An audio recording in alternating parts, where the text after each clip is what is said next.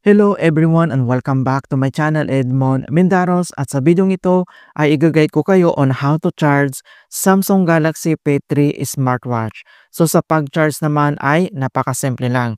So sa charging cable niya ay may dalawang klase. So ito yung tinatawag na charging cable na USB Type-C and then mayroon namang USB Type-A na charging cable. So nakadepende yan sa klase at model ng smartwatch.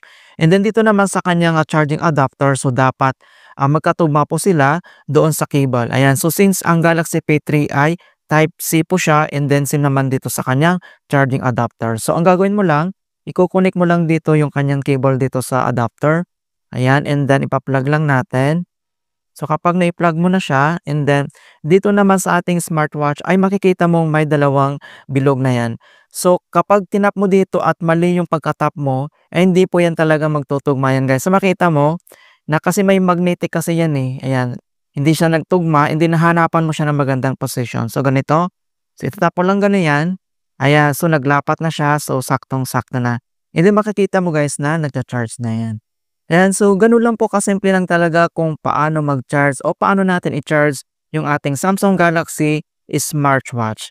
Ayan, so thank you guys and see you in my next tutorials.